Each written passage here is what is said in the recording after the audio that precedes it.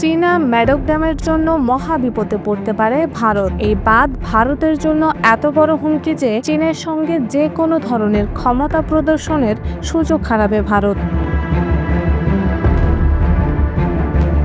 তিব্বতে চীনের মেডক মেগা বাঁধ প্রকল্প ভারতের জন্য একটি বহুমাত্রিক উদ্বেগের বিষয়। বিশ্বের বৃহত্তম জলবিদ্যুৎ প্রকল্পটি শুধুমাত্র পানি সংক্রান্ত সমস্যার মধ্যে সীমাবদ্ধ নয়, বরং কৌশলগত, পরিবেশগত, ভূতাত্ত্বিক এবং ভূরাজনৈতিক দিক থেকে ভারতের জন্য গুরুতর হুমকি সৃষ্টি করছে।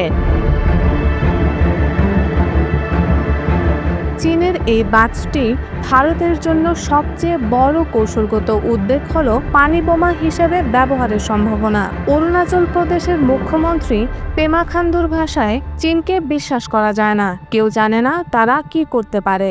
যুদ্ধকালীন বা রাজনৈতিক সংকটের সময় চীন আকস্মিকভাবে প্রচুর পানি ছেড়ে দিয়ে ভারতের সীমান্তবর্তী এলাকায় বন্যা সৃষ্টি করতে পারে।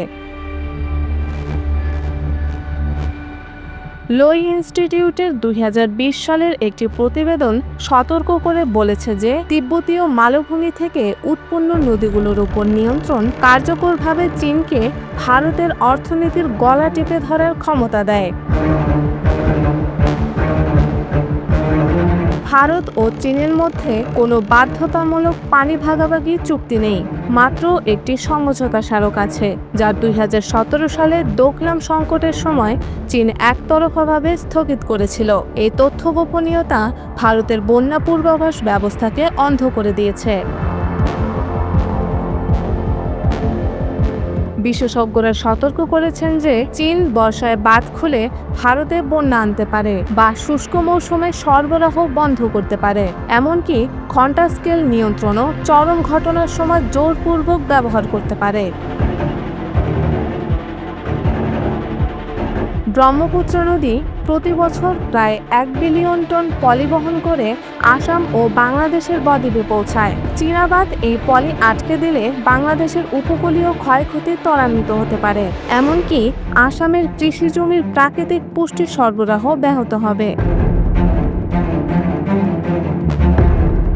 ব্রহ্মপুত্র ও যমুনা নদী প্রায় 218টি মাছের প্রজাতির আবাসস্থল, যার মধ্যে ইলিশ ও মহাশোল রয়েছে।